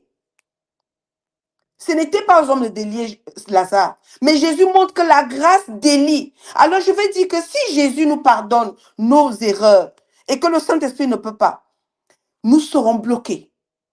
Alors beaucoup d'entre nous, Jésus, Seigneur Jésus vient, Seigneur Jésus fait. Jésus ne peut pas revenir, il revient pour nous chercher. Alors arrêtons de dire Seigneur Jésus vient. Esprit de Jésus, anime-moi. Ça c'est la prière. Pourquoi? Parce que l'Esprit de Jésus reste avec nous pour nous conduire dans l'œuvre, pour faire les mêmes œuvres qu'il faisait, il nous dit dans le livre de Jean, que si vous croyez en moi, vous ferez les œuvres que je fais et vous en ferez des plus grandes. C'est l'Esprit de Jésus qui nous anime. Ce n'est pas Jésus, homme. Non, Jésus homme ne reviendra pas. Donc s'il y en a qui attendent de voir Jésus homme pour pouvoir agir, pour pouvoir aimer, pour pouvoir respecter, pour pouvoir se lever et faire ce qu'il faut faire, prier et agir, alors tu as besoin du Saint-Esprit. Nous sommes spirituels et nous fonctionnons par l'esprit. Jean 4 nous dit, il faut que ceux qui adorent Dieu en vérité et en esprit. Donc c'est en esprit que nous faisons toutes choses. Alors si nous négligeons ce que la Bible nous dit ce matin, non, ce que les Saintes Écritures nous disent ce matin dans Matthieu 12, je suis en train de dire que 2026, je l'ai déjà dit, je le dis encore, va être très compliqué pour certains d'entre nous, même étant croyants. Les pleurs, les lamentations, oh je n'en peux plus. D'autres ne viennent plus à l'église parce qu'effectivement il s'est passé des choses depuis le Covid, certains ne sont plus revenus. C'est pas parce que Dieu est mort, c'est pas parce que Jésus n'est pas ressuscité, c'est pas parce que le Saint-Esprit n'est pas là. C'est parce qu'en eux, ils ont tué le Père, le Fils et le Saint-Esprit. Parce que le Père encore pardonne, le Fils pardonne, mais ils ont aussi assommé le Saint-Esprit. Je prie que le Saint-Esprit qui t'a été donné le jour où tu as accepté Jésus, je prie pour que la communication avec lui recommence aujourd'hui, à cet instant si tu entends ma voix, que la communication avec le Saint-Esprit dans son foyer, que la communication avec le Saint-Esprit dans cette église, la communication avec le Saint-Esprit dans cette nation, la communication avec le Saint-Esprit reprenne sa place parce qu'il est dit qu'il soit avec vous, 2 Corinthiens 13. Verset 13, que la communication du Saint-Esprit soit avec chacun d'entre nous ici. Bien-aimé, je vais avancer. Si Jésus chasse les démons avec le pouvoir de Bézébul, alors là, le doute et la confusion est parmi la foule. Mais je prie au nom du Seigneur Jésus-Christ que cette confusion n'est pas ici sur RTA. Jésus chasse les démons avec l'Esprit de Dieu. Je chasse les démons avec l'Esprit de Dieu. Michael chasse les démons avec l'Esprit de Dieu. Jabran chasse les démons avec l'Esprit de Dieu. Non. L'œuvre qui nous a été donnée, confiée, n'est pas l'œuvre du diable. C'est une œuvre libératrice. Libère les âmes, libère les captifs, libère les prisonniers, guérit les malades, rend l'homme libre et il entre à la grâce pour pouvoir se réjouir. Pas de confusion sur RTA. Non, pas de blasphème. Loin de nous. Et je dirais arrière de nous, Satan. Jésus, voyant cela, réprimanda sévèrement les pharisiens. Il leur expliqua que seul le Saint-Esprit, seul l'Esprit Saint, seul le Saint-Esprit peut convaincre du péché, de la justice et du jugement. En refusant cette conviction de leur cœur, en attribuant l'œuvre du Saint-Esprit à une puissance démoniaque, ils rejetaient l'Esprit de Dieu et son œuvre de génération dans leur cœur, de régénération, pardon, dans leur cœur. Je vais m'attarder beaucoup ici. Pendant que je faisais cette préparation, cette partie-ci, le Seigneur me disait, tu sais, beaucoup ne sont pas régénérés. Vous savez, quand on tombe malade ou quand on traverse des moments difficiles, il y a toujours une régénération qui est mise en place par Dieu. Je l'apprends là aujourd'hui après l'AVC. Pendant l'AVC, je n'ai pas eu les symptômes que j'ai aujourd'hui. Je suis sûre que si j'avais eu ces symptômes-là pendant l'AVC, je serais restée sur le lit. Mais je les ai maintenant. Mon cœur affaibli. Je retourne à l'hôpital pour certains examens. Parce que le Seigneur me montre que tu vois ça. J'étais préservée de ça. Maintenant, je te régénère. Mais pour que je te régénère, je dois te montrer à quel niveau cette affaire t'a impacté. Donc, les hommes vont participer à la régénération que j'apporte à ton corps. C'est pour ça, vraiment, quand nous prions, ayons la connaissance que oui, Satan il veut nous tuer. Il est un voleur. Mais qu'est-ce que Dieu fait de ce que Satan vient voler? Il régénère. Donc la régénération, ils ont rejeté ce que Jésus faisait, ce qui allait apporter dans leur cœur. Comme vous et moi aujourd'hui, nous sommes la plupart du temps croyants, mais des pharisiens. Nous ne croyons même pas aux Saintes Écritures. Jésus a dit, quelque part dans la parole, dans Jean 11, crois-tu cela? Si tu crois, tu le verras. Crois pouvoir. Ils ont osé dire que mon maître, mon Seigneur, il utilise un esprit démoniaque pour chasser les démons. Ils ont refusé d'être régénérés en eux-mêmes, dans leur maladie, dans leur manque d'amour. Nous sommes beaucoup ici, nous ne sommes pas régénérés parce qu'on est quitté d'une crise où on ne parlait plus à notre mari et on revient comme si de rien n'était en disant Dieu fera. Tu penses que Dieu est quoi? Un Père Noël? Il est une marionnette que tu utilises quand tu veux? Tu serres ton cœur, tu fermes ton cœur à l'amour pour ton époux, à l'amour pour ton épouse, à l'amour pour ton enfant, à l'amour pour les choses saines. Et tu dis, Seigneur, Dieu fera. Il fera comment alors que ton cœur est déjà fermé? Comment il va faire pour régénérer, pour te redonner un cœur nouveau? Seigneur, donne-moi un cœur nouveau alors que le cœur que tu as en toi, que Dieu veut remplacer, tu dis à Seigneur, moi je ne peux pas laisser faire, je ne peux pas. Tu ne te livres plus à ton mari, tu ne passes plus de temps avec tes enfants, aucun plaisir. Il y a des foyers où il n'y a pas de sortie avec des enfants. Parce qu'on est des croyants. Mais quel genre de croyants nous sommes même? Pas de sortie, pas de loisirs, rien du tout. Nous sommes dans un monde, on vit dans le monde comme si effectivement Dieu nous a mis en prison. nous devons tester notre vie spirituelle dans ce monde. Et c'est pour ça que nous avons été laissés dans ce monde. Tous ceux qui ne sont pas encore morts sont restés dans ce monde parce qu'il faut tester le monde avec ce que Dieu nous donne. Et c'est ce qui nous permettra d'avoir la connaissance, la compréhension et je dirais même l'épanouissement. Beaucoup ne sont pas épanouis, vivent dans des baskets serrées parce qu'ils passent le temps à blasphémer contre le Saint-Esprit. Non, moi je ne peux pas faire ça. Non, moi je ne peux pas faire ça. Parce que voilà, la Bible dit, arrêtons d'accuser la Bible. Prenons celui qui nous apprend la vie, le Saint-Esprit. Il a la capacité de dire comment tu dois t'habiller chaque jour. Il a la capacité de dire quand ça ne lui plaît pas, il te le dit. Parce qu'il y a un mal-être. Et si tu es habitué à respecter, à lui obéir, tu comprendras qu'il n'est pas d'accord avec cette robe. Il n'est pas d'accord avec cette jupe. Il n'est pas d'accord qu'aujourd'hui, il n'est pas d'accord que tu fasses ça. Il n'est pas d'accord que tu manges ça. Il est celui qui dit jeûne aujourd'hui. Arrêtons de blasphémer contre lui parce que la mort nous guette, mes amis. Ils ont refusé la régénération pour les amener à la nouvelle naissance. Les pharisiens ont rejeté cela et beaucoup d'entre nous, nous sommes nés de nouveau, mais nous ne vivons pas la nouvelle naissance. Être né de nouveau est une chose, mais vivre la nouvelle naissance est une chose parce que la nouvelle naissance, c'est la jouissance d'être sauvé. Il est hors de question que quelqu'un qui a goûté au salut soit toujours triste, soit toujours en colère, soit toujours... Je ne sais pas moi, qu'est-ce qui te rend si triste? Où est le Saint-Esprit? As-tu blasphémé contre lui? Pour que tu ne ressentes plus la joie. La joie vient de lui. Romains 5 nous dit que l'amour de Dieu répandu dans notre cœur par le Saint-Esprit. 1 Corinthiens 13 nous parle de l'amour. Qu'est-ce que l'amour fait dans notre cœur, dans notre vie? Galates nous parle du fruit du Saint-Esprit. Qui en tête vient l'amour. Et l'amour qui va produire ces petits bébés. La paix, la joie, tout ça. Pourquoi ces choses ne sont pas là? Parce que nous avons dit au Saint-Esprit, laisse-nous tranquilles. Je vais gérer mon foyer comme je l'entends. Je vais gérer mes enfants comme je l'entends. Et beaucoup sont jetés au travail. Le travail n'est pas le Saint-Esprit, mes amis. Ta vie transformatrice dépend de la famille que tu as. Ta vie transformatrice dépend de la relation que tu as. Ta vie transformatrice, oui, ton travail peut contribuer parce que les personnes que tu rencontres dans ton travail peuvent participer à ta transformation avec le Saint-Esprit. Si tu le laisses faire. On prie pour les foyers comme si le foyer, on avait pris un homme et une femme, on les a mis ensemble. Qui vous a mis ensemble? On a eu des enfants. Qui vous a obligé d'avoir des enfants? Qui? Qu'est-ce qui se passe? Est-ce que je peux pousser un coup de râle? Pourquoi, mes amis? Pourquoi, chers frères et sœurs? Pourquoi, chère communauté? Pourquoi, chers chrétiens? Pourquoi ce sommeil? Pourquoi cette fainéantise? Pourquoi cette faiblesse? Pourquoi cette paresse? Pourquoi? Dieu a besoin de nous. Oui, il a besoin de nous. Il a plus besoin de nous qu'hier. Parce qu'il nous a tout donné. Il nous supplie ce matin.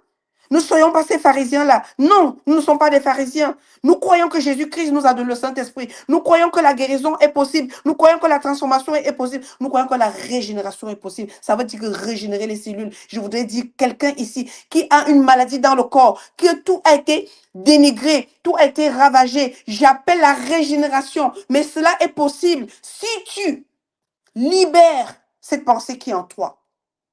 Il y a des guérisons qui n'arriveront pas dans nos vies parce qu'on a prié pour nous. Les guérisons arriveront parce que nous avons une connaissance et que nous pratiquons cette connaissance. Il faut se libérer des fausses doctrines. Il faut se libérer de ce qui nous a été dit que non, ce n'est pas possible. Et c'est ça qui fait en sorte que nous blasphémons contre le Saint-Esprit. Comme on a appris que ce n'est pas possible, eh bien le Saint-Esprit, qui est-il? Qu'est-ce qu'il va bien faire dans ma vie? Jésus est mort. Il est ressuscité, j'irai au ciel. Tu n'iras pas au ciel sans rien laisser dans ce monde. Tu n'es pas dans ce monde pour le laisser vide. Tu dois remplir ce monde. La loi de la multiplication est sur ta vie. La loi de l'abondance est sur ta vie. Et je la proclame encore ce matin sur ta vie. Tu dois donner à ce monde ce que Dieu a mis en toi. Et par le Saint-Esprit, tu pourras le faire. Refuser d'être amené à la nouvelle naissance, c'est rejeter ce qui constitue. En fait, c'est accepter ce qui constitue le blasphème contre le Saint-Esprit. Un péché impardonnable parce qu'il empêche la personne de recevoir le salut. Le péché de blasphème, oui, pour ceux qui n'ont pas encore accepté Jésus, ça les empêche de recevoir le baptême. Mais ceux qui ont accepté Jésus, ça nous empêche de recevoir le baptême du Saint-Esprit. Oui, prions pour le baptême du Saint-Esprit. Mes amis, j'ai appris par cette parole que le baptême du Saint-Esprit arrive quand on commence à dire d'abord au fond de nous que nous, on appartient au Saint-Esprit. On ne peut pas recevoir le baptême de quelqu'un qu'on n'accepte pas. Nous avons... Oh, je peux dire quelque chose? J'ai encore du temps. Quand nous acceptons Jésus, Marc 16 nous le dit, celui qui croira, qui sera baptisé, sera sauvé. Jean 1 nous dit, ceux qui ont cru, qui ont accepté, c'est la même chose avec le Saint-Esprit. Tu veux le baptême du Saint-Esprit, accepte-le d'abord. Et accepter le Saint-Esprit, je vais te dire, commence à rejeter toutes les mauvaises doctrines que tu as entendues, que tu iras vivre le bonheur dans le ciel. Ça, c'est une fausse doctrine. Je le dis, c'est une fausse doctrine. On n'ira pas vivre le bonheur dans le ciel. Il commence ici sur terre. Ça veut dire que Dieu est un Dieu dictateur. Il est mauvais de te sauver, de laisser sur terre et te donner toutes les maladies, toute la pauvreté. Tu n'arrives même pas à payer les grandes études à ton enfant, à tes enfants. Tu n'arrives même pas à t'habiller convenablement parce qu'on dit que oui, la piété, ce n'est pas ton style de vestimentaire. Alors, il faut arrêter ça. C'est même du blasphème de s'habiller comme des malheureux parce qu'effectivement, on n'a pas d'argent pour certains. Et pourquoi on n'a pas d'argent? Parce qu'on n'a pas un bon travail. Et pourquoi on n'a pas un bon travail? Parce qu'on ne croit pas que Dieu peut nous positionner à des postes importants dans ce monde. Vu que nous sommes des religieux, dont Dieu se contente de notre pauvreté pour nous bénir. Faux. Fausse doctrine. Nous vivons dans des églises où nous ne sommes même pas à l'aise. Pourquoi? Parce qu'on pense que c'est le fait que nous soyons dans un truc qui n'est pas confortable. Dieu nous aime. Faux. Dieu est un grand Dieu. Il veut nous voir dans des endroits agréables, des endroits qui attirent d'autres, même si c'est par la vue. Mais quand ils arrivent, ils découvrent que c'est Dieu qui rend ça agréable. Il faut arrêter. J'ai dit, Flora, arrêtons la fausse doctrine. C'est du blasphème. Oh Dieu Saint-Esprit, tu ne peux pas nous transformer, tu ne peux pas nous changer, tu ne peux pas nous conduire dans la vérité, tu ne peux pas nous conduire dans un bon poste, tu ne peux pas nous conduire dans... Non, tu ne peux pas. Je ne peux pas participer à une aide qui est lancée parce que je n'ai pas d'argent. C'est honteux quand nous nous retrouvons dans cette situation-là et que nous voulons prêcher. Oui, on va évangéliser. Mais quand des situations arrivent que nous puissions évangéliser avec la vie que nous avons, nous réfléchissons 10 fois pour cliquer et dire je vais donner 10 euros, pour cliquer pour dire je vais donner 20 euros, pour cliquer pour dire je vais soutenir cette œuvre. On ne peut pas. Pourquoi? Parce qu'on n'a pas un bon travail, on n'a pas un bon salaire ou on a une mauvaise gérance. Pourquoi? Parce que le Saint-Esprit n'est pas à sa place dans nos vies. Jésus poursuit en disant, je vous le dis, au jour du jugement, les hommes rendront compte de toute parole inutile. Ça va, mon frère? Oui, ça va, mais en ce moment, c'est vrai que ma foi a pris un coup. Je suis attaquée. Tu es attaqué par quoi? Dis-moi, mon frère, tu es attaqué par quoi? Je vais voir ce que je peux faire. Parce que je vais vous dire une vérité. Même si quelqu'un est attaqué, il y a une solution. Il n'y a rien qui arrive dans notre vie que Dieu n'a pas prévu. Il y a toujours quelqu'un qui Dieu a béni, a donné la connaissance, a donné l'esprit pour pouvoir. Mais nous sommes tellement coincés dans nos baskets que on n'ose même pas se dire que si j'existe, il y a quelqu'un que Dieu a suscité pour me conseiller, pour m'enseigner, pour m'instruire, pour prier avec moi. Il y a des personnes à qui Dieu appelle juste pour dire sur ta vie, tu es béni. Et cette chose se détache. Mais nous sommes tellement dans une fausse doctrine que on se focalise sur Abraham, sur Jacob, sur Isaac. Et toi alors, tes enfants diront que ton Dieu est le Dieu de qui? Ils ont connu Jacob. Ils te connaissent toi. Le Dieu de mon père, le Dieu de ma mère. Les pharisiens rejettent Jésus. Nous, nous rejetons le Saint-Esprit. Pourquoi? Nous comptons sur quoi? Il nous est dit que car par tes paroles, tu seras justifié et par tes paroles, tu seras condamné. Matthieu 12, 36 à 37. Il s'adressait directement aux pharisiens. Il s'adresse directement à tout auditeur, toute auditrice de RTA ce matin. Les pharisiens soulignant que leur refus de l'œuvre du Saint-Esprit, cher auditeur, chère auditrice, ton refus de l'œuvre du Saint-Esprit, d'où notre thématique, ton refus de l'œuvre du Saint-Esprit te conduit direct à la mort. Et je vais te citer de quelle mort il s'agit. La mort physique. la mort spirituelle, la mort financière, la mort émotionnelle, la mort affective, la mort matérielle, tout type de mort qui peut exister. Droit, ça te pousse là-bas. Ou après, tu développes toutes ces choses qu'on trouve dans nos communautés. La critique, les murmures, le commérage, les disputes, les programmes à ne jamais finir, qui n'édifient pas, qui ne mettent pas en avant, attirer les âmes. Manger, c'est bien. Organiser les choses, c'est bien. Mais ça aboutit à quoi? J'ai envie de vous dire clairement, nous sommes dans le blasphème parce que si le Saint-Esprit qui lui est censé nous conduire dans des choses que Dieu a déjà préparées et que nous sommes en train de faire des choses que Dieu n'a pas préparées, les choses qui nous épuisent, les choses qui nous dénigrent, les choses qui nous divisent. Mes amis, je suis venue dire ce matin, je rends grâce à Dieu pour le RTA parce que je peux le dire. Mes amis, posons-nous des véritables questions. Si les organisations que nous avons ne nous rapprochent pas au but prévu par Dieu, qui est derrière cette organisation? Si à la fin d'une activité organisée, il n'y a pas eu la conclusion de quelqu'un qui a dit j'accepte Jésus ou quelqu'un qui a dit je me reconsacre à Jésus, c'est Flora qui le dit parce que le Saint-Esprit me l'a fait comprendre. Qui a animé cette organisation? Qui a mis en place cette activité? Quel esprit a animé cette activité? Belzébul ou l'Esprit de Dieu? La question est posée. Si le ministère n'a pas pour finalité de ramener des nouvelles personnes, même pour servir Dieu, qui ou quel esprit anime ce ministère? Ils ont repoussé le Saint-Esprit en niant la messianité de Jésus, en l'accusant d'agir par un esprit impur, alors que lui-même il est pur. Alors, ce même esprit impur va les condamner, selon ce que le verset a dit. Nous serons condamnés nous-mêmes. Donc, ce n'est pas la peine de dire que c'est à cause du pasteur, c'est à cause du frère. Chacun individuellement doit se positionner avec le Saint-Esprit. Chacun individuellement. Et nos vies, nos maisons, nos foyers, nos églises deviendront les maisons, les maisons spirituelles. Pourquoi? Parce que le Saint-Esprit qui prend en charge une, deux, trois personnes dans un même lieu, c'est une explosion. Arrêtons de croire que nous allons nous tuer à la prière, nous allons nous tuer, oui, on va faire un programme de prière, et une fois qu'on a fini le programme, c'est fini. Non. Arrêtons de blasphémer contre le Saint-Esprit, arrêtons de le repousser, arrêtons de le rejeter, arrêtons de croire que nous allons nous en sortir sans lui. Et en ce moment-là, notre vie de prière ne sera pas intense par période.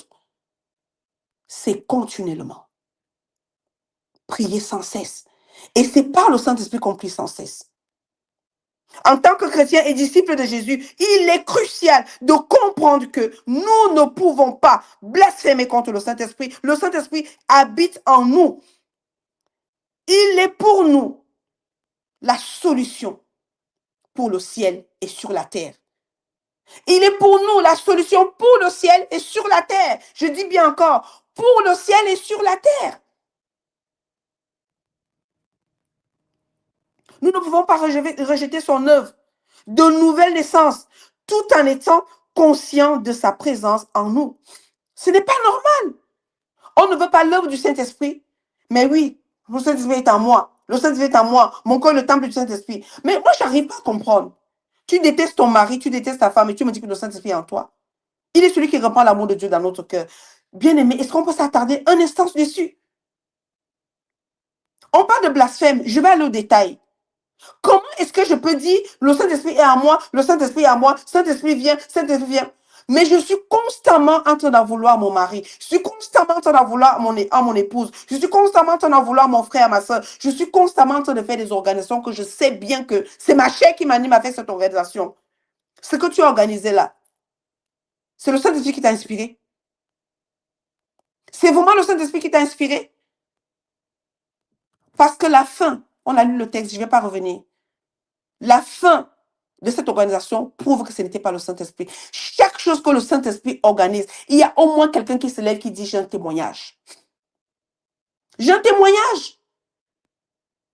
Il s'est passé quelque chose à moi. Il est bien vrai que nous sommes dans un peuple qui n'aime pas témoigner.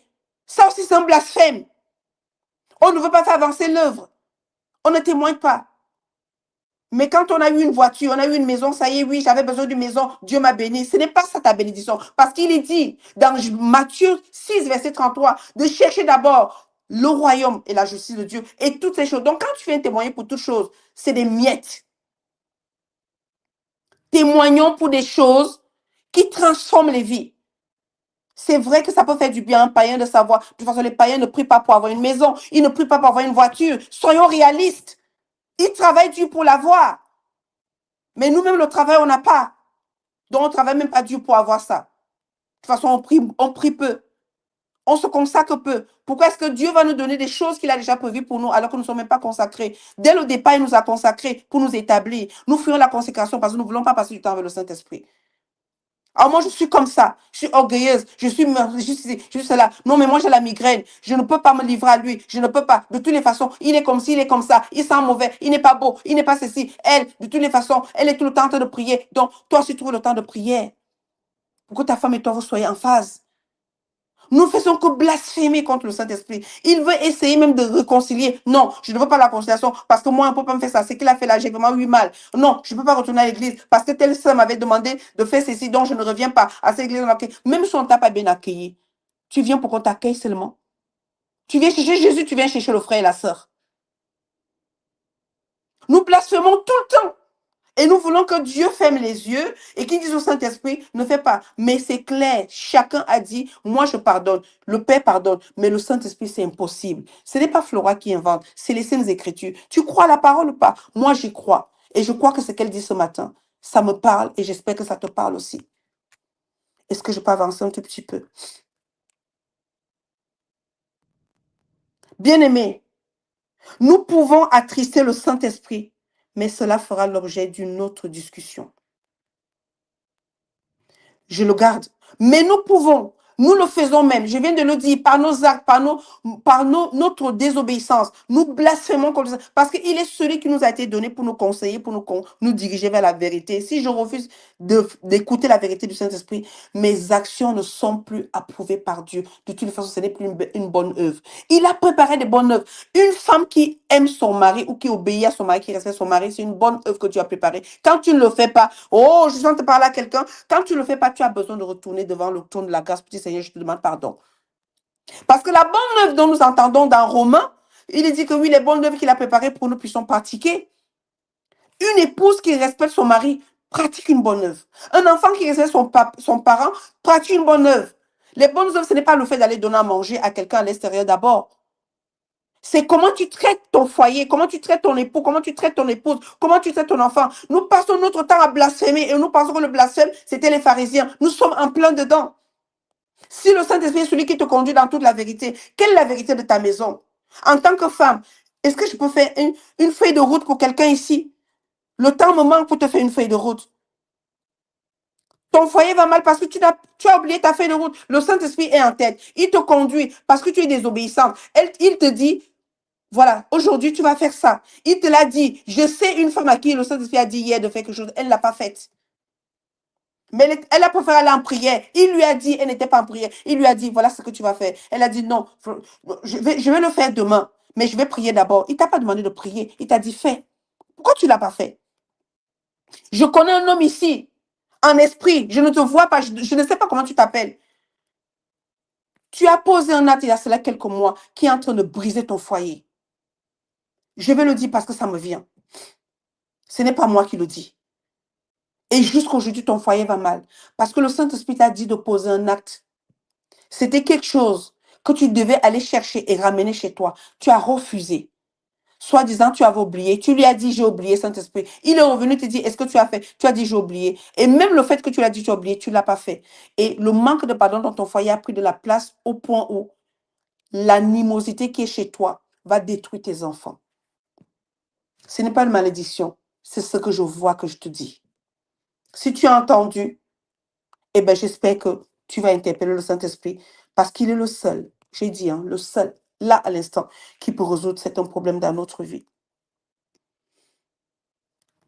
Tous ceux qui voient l'œuvre de Dieu et qui acceptent l'œuvre de Dieu que Dieu a attribuée au Saint-Esprit, à la puissance du Saint-Esprit, sont capables de chasser les démons et les refuser accès à leur foyer, à leur maison, à leur communauté. Il est donc important de vivre avec cette paix, cette assurance en tant qu'enfant de Dieu. Nous pouvons honorer le Saint-Esprit. On l'a déjà vu ici et sur RTA. Nous pouvons honorer le Saint-Esprit par notre présence, nos paroles, nos actions, nos désirs. Parce que le Saint-Esprit ne cautionne pas le péché. Et il est le seul à pouvoir nous convaincre que ça, c'est un péché.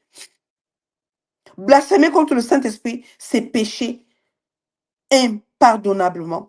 Et refuser de recevoir la grâce du salut qui offre à l'homme la possibilité d'être transformé à l'image de Dieu. Bien-aimé, je vais prendre une autre partie avec toi pour le peu de temps qui me reste. Cette fois-ci, je vais parler de notre implication en tant que chrétien aujourd'hui. Et pour cela, je reste toujours sur la parole qui nous a été donnée dans Matthieu 12. Mais je vais rajouter ici dans cette partie un autre verset que nous lirons peut-être plus tard. Je vais me dépêcher.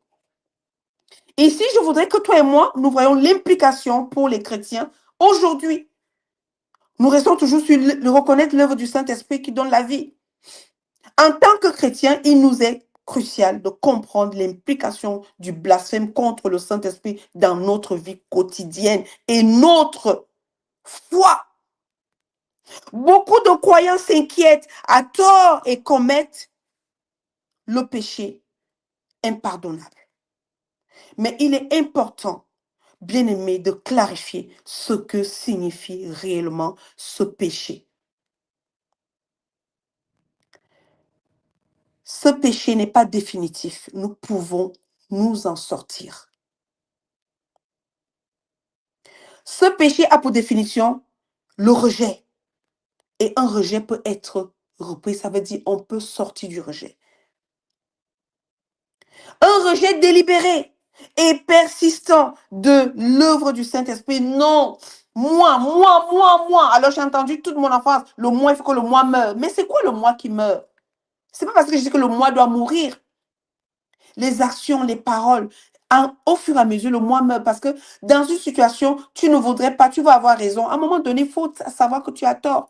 Et même si tu as raison, je vais dire une femme face à un homme, tu n'as pas raison. Ton homme, quand tu dis il faut le respecter, même s'il a tort, tu dois lui donner ce respect de il est mon mari, ok. C'est qu'il dit, mais cela ne diminue rien en toi. Si ton Saint-Esprit et toi, vous êtes ok dans votre relation, jamais tu seras diminué. Mes amis, moi je suis une femme célibataire, je ne proclame pas, mais je vais dire que je ne serai jamais diminuée parce qu'un homme est venu et puis il est reparti. Parce que celui qui est en moi me remplit. Donc ça veut dire que s'il vient, il repart. Ou alors s'il vient qui n'est pas au top, ce n'est pas lui qui fait mon bonheur. C'est celui qui est en moi qui fait mon bonheur. La plénitude, il me remplit. Donc, ce qui fait que les échecs ou les tribulations que je vais traverser dans une relation, il y a un qui est là pour me consoler. Donc, nous voulons que tout soit sur l'autre, en face de nous. Et c'est pour ça que nous sommes tombés dans quelque chose de très dangereux. Qu'aujourd'hui, nous dépendons tellement les uns des autres que nous oublions celui qui nous a sauvés, celui qui nous a été donné. Donc, je dis que ce péché, par définition, le rejet délibéré et persistant de l'œuvre du Saint-Esprit qui convainc de péché et de justice, de jugement, un chrétien engagé par nature ne peut pas rejeter ce qu'il a déjà accepté et en quoi il croit. C'est impossible. Oh, Flora, tu dis toujours ça. Oui, c'est impossible que ce que tu as déjà accepté et que tu crois, que tu le rejettes. Comment faisons-nous cela? Et puis on entre dans une forme. Oui, le Seigneur même sait que arrêtons ça. Seront des hommes et des femmes décidés comme Ruth. Décidons-nous, engageons-nous. Parce que je vais vous dire une chose qui me vient en esprit. Dieu ne fera rien dans nos vies si nous ne décidons pas. Je vais dire que ta décision dépend. Attends, l'obtention de ce que tu veux dépend de ta décision. Dieu ne peut rien faire si je ne décide pas. Est-ce que quelqu'un comprend quelque chose? Dieu a dit à Abraham, donne-moi ton fils. Abraham était libre de ne pas donner son fils à Dieu. Il a décidé. Ruth pouvait continuer à vivre son veuvage si elle n'avait pas décidé de suivre Dieu. Sa décision, qui répond à Matthieu 6, 33, a fait en sorte qu'elle a obtenu toute chose par-dessus. Chers croyants, chers auditeurs RTA, ta décision aujourd'hui de marcher avec le Saint-Esprit dépend de toi. Et si tu prends la décision de marcher avec le Saint-Esprit, de communier avec le Saint-Esprit, ce que Dieu a prévu pour toi viendra. Satan n'a pas le pouvoir de t'empêcher de vivre l'œuvre du salut. Satan n'a pas le droit de t'empêcher de vivre la rédemption. Il n'a aucun droit. C'est toi qui lui donnes le droit. En rejetant le Saint-Esprit, tu donnes le droit à Satan de faire de ta vie une misère. Un faux témoignage. J'étais malade, on ne m'a pas visité. Les frères ne sont pas venus me voir, on ne m'a pas appelé. Tu as besoin de visites pour guérir? Ce n'est pas les visites qui nous guérissent. Moi, d'abord, les visites me fatiguent. Surtout l'état dans lequel je suis. Ça me fatigue parce que tu as des gens, tu es dans un lit d'hôpital, en soins intensifs, et les frères et les sœurs trouvent le moyen de t'envoyer un message pour te dire, oui, Flora, tu devais prendre le temps pour te reposer. Mon frère, je suis en train de mourir, ferme ta bouche. Je suis en train de mourir. Arrête de blasphémer. Et cela prouve combien nous avons pris le Saint-Esprit et nous avons mis dans nos sacs. Et nous voulons aller parler. On l'a lu dans la parole. Qu'est-ce que tu dis de ta bouche? Est-ce que le Saint-Esprit a enrobé ta parole de grâce et de bonté? Et nous nous détruisons nous-mêmes. Oh oui, je suis malade, c'est pas sûr que je vais guérir. Oh, je suis malade, les médecins ont dit. Ils ont dit, mais Dieu a dit quoi? Je veux que tu sois en bonne santé. Alors c'est ça que Dieu a dit. Et j'ai dit, Saint-Esprit, je suis en bonne santé. Parce que c'est ce que je vais dire qui anime ce qui est à l'intérieur de moi. Et Dieu fera parce que j'ai décidé d'être en bonne santé. Parce que c'est lui qui l'avait dit au départ. Le blasphème contre le Saint-Esprit tel que décrit par Jésus dans Matthieu 12, 31-32 est commis par ceux qui tout, en étant pleinement conscients de l'œuvre de Dieu, attribuent cette œuvre à des forces démoniaques. Et même si Satan a attaqué mon corps, je ne lui donnerai pas la gloire en disant, oui, Satan m'attaque, mais je lui dirai, Satan, tu t'es trompé de cible. Parce que je connais qui je suis. Et là, je suis en train de dire au Saint-Esprit, positionne-toi. Je vais parler. Mais si je commence à dire, oui Seigneur, toi-même tu sais que vraiment, si c'est ta volonté que je guérisse, je suis en train de dire à Satan, Dieu n'a pas besoin que je sois guéri. Dieu ne veut pas que je sois guéri. Et le Saint-Esprit est chassé. Je dois pouvoir dire à la maladie, tu es là, mais je sais que mon Dieu va me guérir. Et là, je suis en train de dire, Saint-Esprit, anime mon corps, agite mon corps. Mes amis, le cœur et la bouche sont importants pour le Saint-Esprit. Les pharisiens, par exemple, voyaient les miracles de Jésus et reconnaissaient leur caractère surnaturel. Mais par hostilité, ils étaient incrédules. Le blasphème vient de l'incrédulité. C'est ce que j'ai appris. Le blasphème vient de l'incrédulité. Ça veut donc dire qu'un croyant peut être incrédule. Il peut manquer de foi. Et il commence à confesser des paroles. Et souvent, nous le faisons dans la vie des autres. Quelqu'un est malade, ce n'est pas le moment de lui rappeler son péché. Ce n'est pas le moment de lui rappeler ses faiblesses. De dire, Seigneur, je ne veux pas. J'aime tellement Flora que, Seigneur, je ne veux pas que Flora reste dans ce lit. Parce que j'aime ce que Flora fait pour toi. Ça, c'est des paroles des hommes et des femmes spirituels qui sont conduits par l'esprit. Les femmes et les hommes qui ne sont pas conduits par l'esprit commencent à chercher l'erreur. Ça, c'est du blasphème. Ça conduit à la mort. Sinon, Jésus n'aurait pas pris nos péchés. Il n'aurait pas pris, parce qu'il savait bien que ce qui était en train de nous rendre malades, il ne fallait plus en parler, il fallait détruire. Nous, on n'a pas la capacité de détruire, on a la capacité d'activer. Tu as une solution à mon problème? Si tu as le Saint-Esprit, tu as la solution. Tu as la solution à ce que je traverse. Si tu as le Saint-Esprit, tu as la solution. Nous tous, nous avons la solution si nous gardons le Saint-Esprit à sa place. Personne n'est démuni s'il garde le Saint-Esprit. On ne pourra pas attribuer à ce qui est à Dieu, à Satan. On ne pourra pas dire, même si Satan nous attaque, même si Satan nous persécute, même si Satan fait quoi que ce soit dans ce monde, nous sommes dans ce monde parce que nous sommes la lumière de ce monde. Et je ne peux pas être la lumière de ce monde.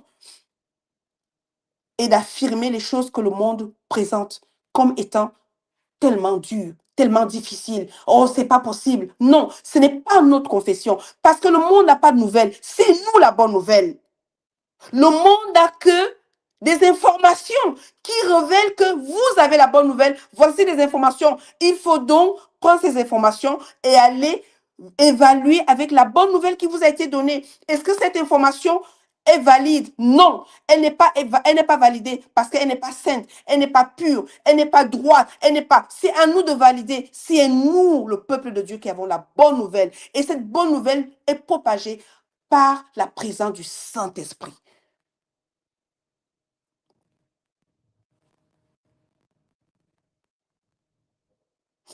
J'espère que pour les chrétiens, cette explication pourrait apporter une explication ou la paix à quelqu'un.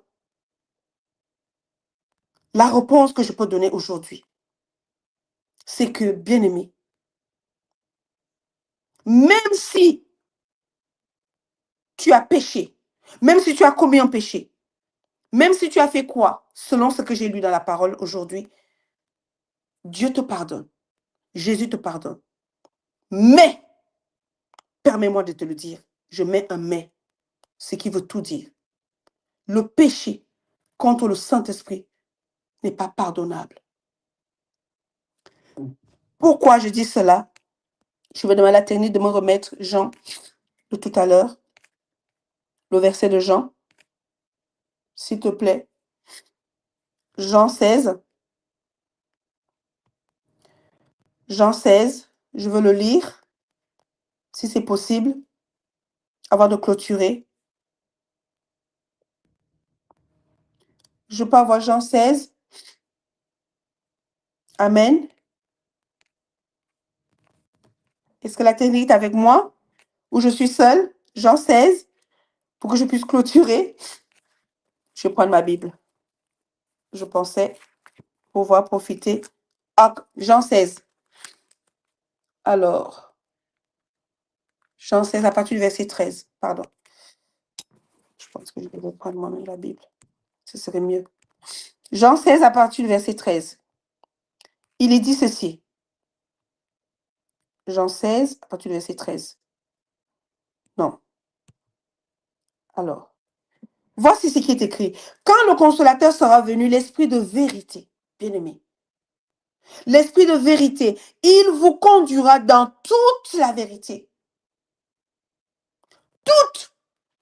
Ce que j'aime avec les Saintes Écritures, quand on nous parle de la plénitude, toute guérison, toute chose, tout en tout, il nous dit toute la vérité. Car il ne parlera pas de lui-même, mais il dira tout ce qu'il aura entendu. Il vous annoncera les choses à venir. Il me glorifiera parce qu'il prendra de ce qui est à moi et vous l'annoncera. Bien-aimé, si le Saint-Esprit a dans son rôle clé dans notre vie et que nous nous levons, l'année 2026 a commencé, la nouvelle saison a commencé. Je ne sais pas pour toi si tu as même déjà pris une semaine où tu as dit Saint-Esprit, je vais passer une semaine avec toi parce que voici la situation que j'ai. Prends ces situations que tu as, mets-toi une semaine en boucle où tu dis Saint-Esprit et tu trouveras, si tu veux des documents, si tu veux des versets, tu trouveras. Fais-toi un planning, établis-toi j'appelle ça un plan de travail, un plan de prière avec le Saint-Esprit. J'ai dit, si c'est le découragement des enfants à l'école, si c'est le foyer qui va mal, dis-toi que cette semaine, je vais prier pour mon foyer, Saint-Esprit, je vais prier avec toi. Et que chaque acte que tu auras posé, chaque parole que tu auras donnée, même par SMS, prends le temps de dire, Saint-Esprit, je dois écrire ce message. Qu'est-ce que je dois écrire? Nous devons dépendre totalement de lui. Même quand nous voulons parler à notre époux, notre épouse. Mes amis, vous savez, il y a des paroles quand nous échangeons avec des gens. Moi, il m'arrive, et de plus en plus, même par SMS, je suis capable de dire à quelqu'un, ton SMS me rend malade. Il est lourd. Ces SMS sont tellement faux. Et tu vois, tes yeux sont ouverts, tu lis un SMS, tu vois la fausseté. Certains SMS C'est une copie, c'est que la personne a fait une formalité. Ça va, Flora, tu vas bien? C'est une formalité. Il n'y a pas de cœur, il n'y a pas d'âme, il n'y a rien dedans. Le Saint-Esprit n'est pas celui qui nous met dans cet état-là. Il est l'esprit de vérité, le consolateur. Le consolateur, celui qui nous aide, celui qui nous enseigne. Le consolateur n'est pas seulement celui qui vient me prendre dans les bras parce que je suis triste. Non, c'est celui qui dit, ah ça, Flora, tu sais pas faire. Voilà, c'est une consolation. Quand quelqu'un nous donne un conseil, il nous a consolés. Ruth va dire à Boaz, tu as consolé mon âme. Parce qu'elle a perdu un homme, elle se retrouve devant un homme qui lui dit des choses que son âme avait besoin d'entendre. Quand nous parlons à quelqu'un, nous le consolons. Quand nous donnons du temps à quelqu'un, nous consolons. Quand nous prenons quelqu'un dans notre bras, quand nous tendons la main à quelqu'un avec un matériel, nous consolons la personne parce que sa tristesse est un manque de matériel. Quand nous donnons un verset biblique qui nous a nous nourris, pas le verset biblique que nous avons trouvé, qu'il faut que je dise ça aux frères. Ce verset biblique n'a pas de consolation, mais ce verset biblique qui vient parce que nous-mêmes, il nous a fait du bien, il nous a sorti de cette situation, devient une révélation qu'on donne à l'autre que je partage ce secret avec toi parce que moi, un jour, il m'a fait ceci. On ne partage pas les versets juste pour partager. On partage les versets parce qu'on a pris du temps avec et ce verset nous a révélé quelque chose et on partage à quelqu'un. Ceux qui sont dans le besoin vont trouver c'est la même chose que nous. Bien aimé, je vais m'arrêter ici en te disant, je reviendrai avec ce temps. Je ne l'ai pas fini. J'avais 3 parties. J'ai essayé de faire une partie et demie, mais il me reste une partie et demie. Donc, le mois prochain, si j'ai trouvé grâce aux yeux de RTA, je viendrai continuer avec ce temps, le blasphème sur le Saint-Esprit. Alors, je voudrais clôturer ce moment avec non seulement une petite pensée, mais aussi un temps de prière. Je voudrais clôturer ce moment en te disant ceci, bien-aimé. Le Saint-Esprit ne nous a pas été donné pour juste dire Saint-Esprit, viens. Saint-Esprit, fais. Le Saint-Esprit est le seul être parmi les 3 qui a été impliqué comme étant un missionnaire. Dieu est un missionnaire. Jésus a été missionnaire.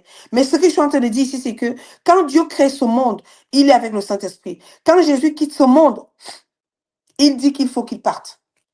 Parce qu'un autre doit venir. Jésus est-il en train de dire que il n'était pas à la hauteur de la suite de notre survie sur terre? Non. Il avait fini sa mission. Il avait la capacité de sauver. Il avait la capacité de révéler le Père. Mais il était de son devoir de laisser un autre prendre le rôle parce qu'ils sont 3. Alors, ce que je voudrais dire, c'est que si nous négligeons la 3e personne de la Trinité, permettez-moi, c'est sans regret ce que je vais dire. Si nous oublions, si nous négligeons, si nous rejetons, alors je parle à l'Église. Quand je dis Église, je m'adresse au foyer. Faites les prières que vous voulez. Faites des temps de jeûne que vous voulez. Faites des veillées s'il y a veillées que vous voulez. Organisez des soirées comme vous voulez.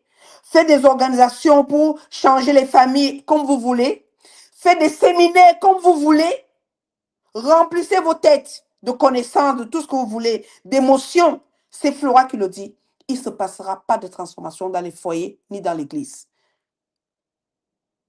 Et ça, je le dis pour toutes les communautés de la terre.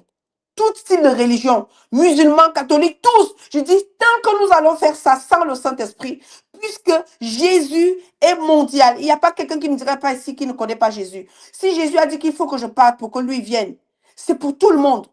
Et tout le monde qui va s'entêter à mener une vie de rebelle, une vie d'orgueil, une vie d'égoïsme, une vie de râlerie, une vie de tout ce que vous voulez qui n'est pas l'œuvre du Saint-Esprit, alors oublions que ce que Dieu nous a donné comme mission d'être la lumière du monde, nous n'allons pas éclairer le monde. Le monde va rester dans les ténèbres et c'est dommage parce que nous aurons raté la mission. Parce que tous nos programmes-là, toutes nos émissions-là, tout ce que nous faisons qui n'est pas en train de mettre le Saint-Esprit en avant, alors que Jésus a dit c'est lui, alors je me pose la question de savoir, Jésus que nous prêchons, est-ce que nous savons exactement ce qu'il nous a dit quand il partait? Nous voulons qu'il revienne. Nous attendons son retour, alors que nous ne sommes même pas prêts. Aucune transformation personnelle, aucun impact dans notre propre vie, aucun impact dans notre environnement, aucun impact dans les lieux où nous allons, parce que Jésus allait de lieu en lieu. Pourquoi faire? Pour faire du bien. Nous allons de lieu en lieu pour faire du mal. Même quand quelqu'un t'envoie un SMS, il te fait du mal dans un SMS. Quand quelqu'un t'appelle, même il te fait du mal. Parce qu'il est prêt à te dire, oui, ce que tu fais là, ce que tu fais là, ce que tu fais là. C'est normal. Moi, j'ai compris. Quand j'entends ce genre de paroles, je sais qui est avec qui. Quand on avait le Saint-Esprit, on est prêt à édifier, on est prêt à consoler, on est prêt à supporter, on est prêt à conseiller, on est prêt à adoucir, on est prêt à dire, je suis désolé. Alors ma prière, c'est celle-ci. Seigneur Jésus-Christ, merci d'avoir laissé la place au Saint-Esprit. Saint-Esprit, nous avons appris ce matin que blasphémer contre toi, c'est mourir. Je prie pour chaque auditeur, chaque auditrice, que tu nous donnes la capacité, toi-même, donne-nous la capacité de t'honorer, de te respecter, de t'accueillir, de t'écouter, parce que tu sais tout ce que Jésus a dit. Et tu es prêt à nous enseigner, nous conduire. Alors, Saint-Esprit, nous t'acceptons comme conducteur, comme enseignant, comme consolateur. Nous t'acceptons comme celui qui a la seule vérité dont nous avons besoin dans chaque aspect, chaque domaine de notre vie. Je te confie chaque foyer qui constitue RTA. Je te confie chaque homme, chaque femme, chaque enfant, chaque jeune, chaque malade, chaque situation qui est ici à RTA ce matin, dans ce temps de 1000 journées de jeûne, afin que, Saint-Esprit, que personne ne blasphème contre toi, mais que tous nous parviendrons à une communication parfaite avec toi, parce que tu es prêt à nous donner ce que Dieu a dit, a prévu pour nous. Merci pour ta présence, merci pour ta patience, merci pour ton amour que tu répands dans nos cœurs et répands l'amour de Dieu dans chaque cœur. Et que ces cœurs brisés, ces cœurs malades, ces cœurs contrits qui ont écouté les mauvaises doctrines, les fausses doctrines, et qui sont devenus des grands blasphémateurs. Nous te disons, Saint-Esprit, nous voulons le meilleur de toi et nous sommes prêts à l'accepter, à l'accueillir ici à RTA. Au nom de Jésus. Amen, amen, amen. Bien-aimé, sois béni et apprends à ne pas blasphémer contre le Saint-Esprit pour vivre. Honore son œuvre et tu vivras éternellement et tu seras dans l'abondance chaque jour. C'est dans le nom de Jésus que j'ai parlé et je reviendrai le mois prochain avec la suite, si Dieu le veut. Sois béni. Amen.